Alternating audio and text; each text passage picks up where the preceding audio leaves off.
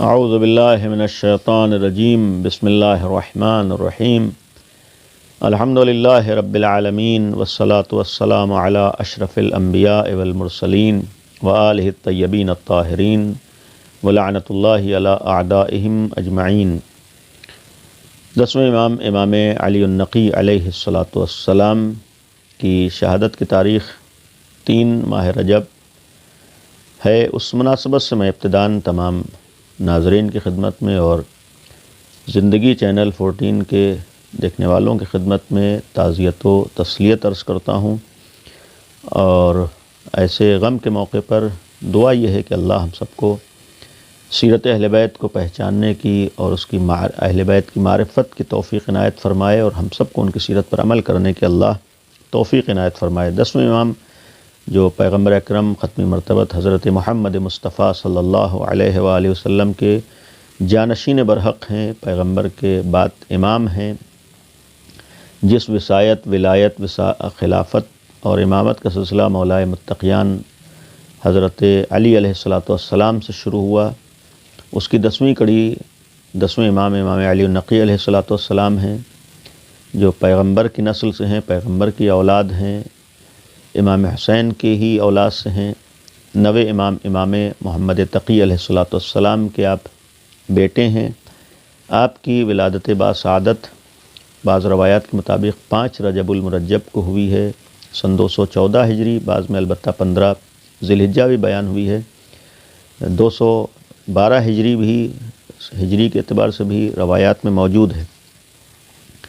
اور آپ کی شہادت 3 رجب ہے 254 ہجری، اور آپ نے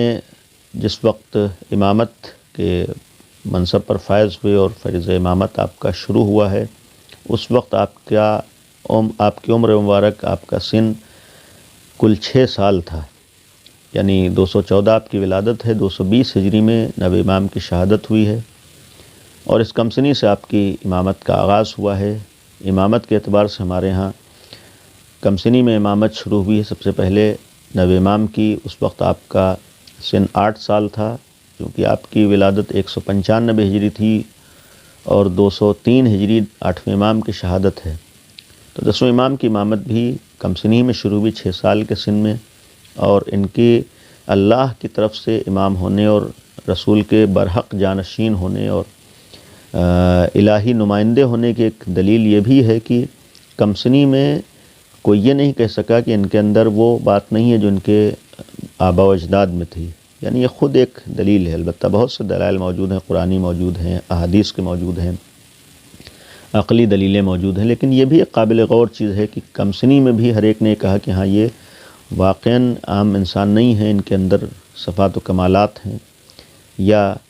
کسی نے انکار نہیں کیا ہے کہ ان کے اندر صفات نہیں ہیں، یہ بھی ایک توجہ کے لائق ہے۔ مدینہ میں آپ کی ولادت ہوئی تھی، اور کم سنی کا ایک واقعہ قابل غور ہے، قابل توجہ ہے، جسے 14 ستارے میں محترم مولانا سید نجم الحسن صاحب نے بھی نقل کیا ہے۔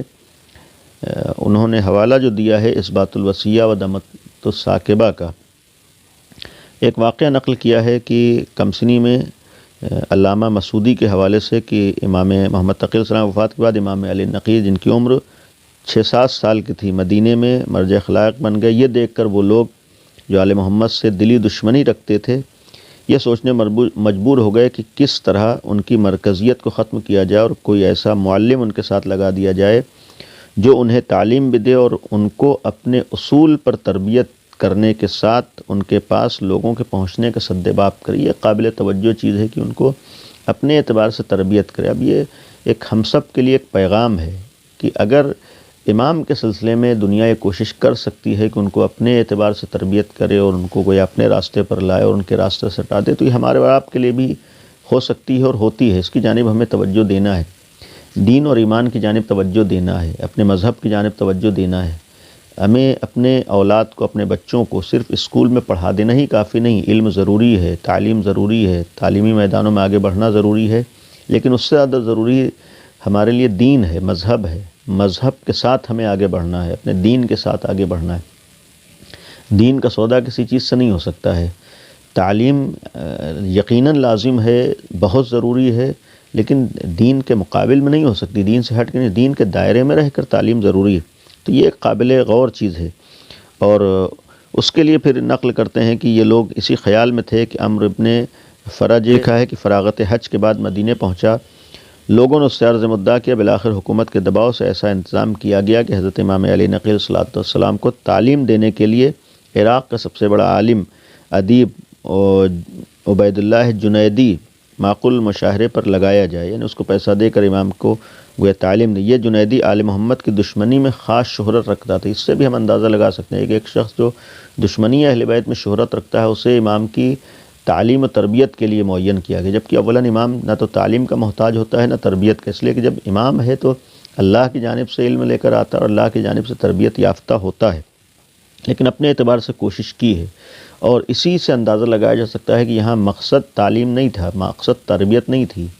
خود یہ دشمنی اہل بیت میں مشہور ہونا اس بات کا پیغام ہے کہ تعلیم کے بہانے اپنا مشن پورا کرنا چاہتے تھے۔ جب تعلیم کے بہانے یہ لوگ اہل بیت کے مقابلے میں اپنا مشن کی کوشش کر سکتے ہیں تو آج یقیناً ہر شخص کے لیے کوشش ہو سکتی ہے اس جانب توجہ رکھیں۔ بہرحال واقعہ اس میں نقل ہے، بیان کیا ہے امام علی نقی صلی اللہ علیہ وسلم کے حالات میں، ہم اس کتاب کے ذریعے سے پڑھ سکتے ہیں کہ البتہ کوشش تھی، نتیجہ اس کے برعکس ہوا کہ خود اس کو ذلت و رسوائی ہوئی، دشمنوں کو ذلت و رسوائی ہوئی، شکست ہوئی، اور یہ اعتراف کرنا پڑا کہ یہ معمولی عالم نہیں ہیں، اور یہ اعتراف کرنا پڑا کہ یہ یہاں کے پڑھے نہیں ہیں، یعنی خود جنیدی نے آخر میں اعتراف کیا۔ مقصد یہ تھا کہ ایک دشمنوں کی کوشش تھی، لیکن مقابل میں امام نے الہی جو عطا ہے اس کا بھی دنیا کے سامنے مظاہرہ ہوا، اور یقین ہوا کہ اللہ کے نمائندے ہیں، امام ہیں، معمولی انسان نہیں ہیں۔ لیکن ہمارے لیے بھی ایک پیغام تھا کہ امام نے گویا کہ علمی اپنی پہچان کو باقی رکھا ہے، ہمیں بھی علمی پہچان کو باقی رکھنا ہے، علمی اعتبار سے کوشش کرنا ہے، علمی میدانوں میں آگے بڑھنا ہے۔ امام کے سلسلے میں یہ بھی ایک قابل توجہ چیز ہے کہ امام کے متعدد آثار میں ایک اہم اثر آج ہمارے سامنے زیارت جامع کبیرہ کے شکل میں ہے۔ کوشش کریں کہ ہم ضرور زیارت جامعہ کو پڑھیں، زیارت جامع کبیرہ جو ایک تھوڑی طولانی و تفصیلی زیارت ہے، مفصل زیارت ہے، اس کا ہم مطالعہ کریں، اس کو ہم دیکھیں، اسے ہم پڑھیں۔ یقیناً اس میں بہت سی چیزیں ہمارے لیے بیان ہوئی ہیں، دین کیا ہے، امام کیا ہے، امام کے صفات کیا ہیں، امام کے خصوصیات کیا ہیں، امام کو اللہ نے کیا کیا عطا کیا ہے، یہ ساری چیز اس میں بیان ہوئی۔ اسی کے ذریعے سے ہم امامت اور ولایت کو بھی پہچان سکتے ہیں، دین کو بھی پہچان سکتے ہیں، توحید و رسالت کی بھی ہمیں معرفت ہو سکتی ہے۔ لہذا اس نیت سے ہم زیارت جامع کبیرہ کو ہم پڑھیں، اس کا مطالعہ کریں، اس کا ترجمہ دیکھیں، غور کریں، اس میں بہت مفید زیارت ہے۔ کوشش کریں کم از کم شہادت کے موقع پر امام کی بارگاہ میں تعزیت اور تسلیت پیش کرنے کے لیے ہم امام کی زیارت کو پڑھیں۔ آخری بات یہ ہے کہ امام کی شہادت سامرہ میں ہوئی ہے، امام نے انتہائی سخت دور گزارا ہے، متوکل جیسے دشمن خدا کا زمانہ تھا جو امام کا زمانہ ہے، جس دور سے امام گزرے ہیں، جو یقیناً انسانیت جس کے ہاں نہیں تھی، جس نے دشمنی اسلام میں اور اللہ کے دین کی دشمنی میں جو کر سکتا تھا کیا ہے، یہاں تک کہ کربلا کے سلسلے میں بھی اس نے جسارتیں کی، روضے کو مسمار کیا اور آثار مٹانے کی کوشش کی، مسلمانوں کا قتل عام کیا، اہل بیت کے چاہنے والوں پر مظالم ڈھائے۔ تو امام کے ساتھ بھی اس کا سلوک ناروا رہا، اور بدترین سلوک، یعنی اپنے اعتبار سے اس نے ظلم کیا جو ظلم کر سکتا تھا۔ اس کے بعد اس کے بیٹے معتز کے ہاتھوں امام کو زہر دیا گیا، اور امام سامرہ میں تھے، اپنے وطن سے دور تھے، وہاں امام کی شہادت ہوئی، اور 11ویں امام موجود تھے اس غریب الوطنی میں، اس پردیس میں، امام کی قبر بھی پردیس میں بنی آج سامرہ، جہاں پر 10ویں امام اور اس کے بعد شہید ہونے والے 11ویں امام، دونوں اماموں کی قبریں ہیں، اور دیگر بھی قبور موجود ہیں۔ یہاں امام کی آج جو مرجع خلائق روضہ ہے، امام کی بارگاہ ہے، امام کو دفن کیا گیا، اور ایسی گویا غم کے موقع پر جو مظلومیت کے ساتھ اہل بیت کو شہید کیا گیا ہے، لیکن سب سے بڑی ہمارے سامنے جو مظلومیت کی ایک مثال ہے اور جہاں انتہا تھی ظلم کی، وہ کربلا ہے۔ ہر ایسے موقع پر ہمیں کربلا یاد آتی ہے، کربلا کی طرف توجہ ہوتی ہے کہ 10ویں امام کو پردیس میں اگر شہید کیا گیا تو 11ویں امام موجود تھے، اتنا موقع ملا ہے کہ امام کا جنازہ بے گور و کفن نہیں تھا۔ کربلا وہ جگہ ہے کہ جہاں پر حسین ابن علی کا اپنے ساتھیوں کے ساتھ جنازے امام سجاد نے اپنی نگاہوں سے وہ منظر دیکھا ہے کہ جہاں یہ کہا کہ پھوپھی اماں ان ظالموں نے اپنے کشتہ نجس کو دفن کیا، لیکن میرے بابا کا جنازہ بے گور و کفن ہے۔ ہم ایسے موقع پر پھر سے 10ویں امام کی شہادت کے موقع پر تعزیت و تسلیت پیش کرتے ہیں اور یہ دعا کرتے ہیں کہ اللہ ہم سب کو اہل بیت کی معرفت عطا فرمائے، اہل بیت کی سیرت پر عمل کرنے کی توفیق عطا فرمائے، ہمیں مقامات مقدسہ کی زیارت نصیب فرمائے، سامرہ کی زیارت نصیب فرمائے، اور آخر میں ان لوگوں کے لیے دعا کریں جو شان اہل بیت کو پہنچانے کے لیے کوششیں کر رہے ہیں، اللہ ان کو کامیاب فرمائے اور انہیں مزید توفیقات سے نوازے، انہیں خدمت دین، خدمت انسانیت کرنے کی توفیق عنایت کرے۔ اور یہ ہمارے نوجوان جو چینل چلا رہے ہیں مختلف، اللہ جو نیک نیتی کے ساتھ پیغام انسانیت کے لیے، انسانیت کی فلاح و بہبود کے لیے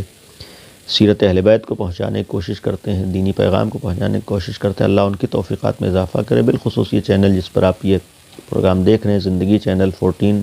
چہردہ معصومین کے نام سے ہے، لہذا کوشش کریں کہ ہم اس کو بھی توجہ دیں، اور جتنا بھی ہم توجہ دے سکتے ہیں، جو بھی ہمارے بس میں ہے وہ کریں۔ انشاءاللہ خود اس دور میں اس طریقے کے پروگرام دیکھ لینا یہ بھی ایک ہمارے لیے ایک اہم ہے۔ زیادہ زیادہ ہم اس سلسلے میں اپنی حد تک کوششیں کریں اور اپنی جانب سے کوتاہی نہ ہونے دیں۔ اللہ سے دعا ہے کہ اللہ ہم سب کی توفیقات میں اضافہ کرے اور ہم سب کو نیک اعمال کی توفیق عطا فرمائے، اور اہل بیت کی دنیا میں ولایت، معرفت عطا کرے، آخرت میں ان کی شفاعت سے ہم سب کو بہرامند فرمائے انشاءاللہ۔ وآخر دعوانا ان الحمد للہ رب العالمین۔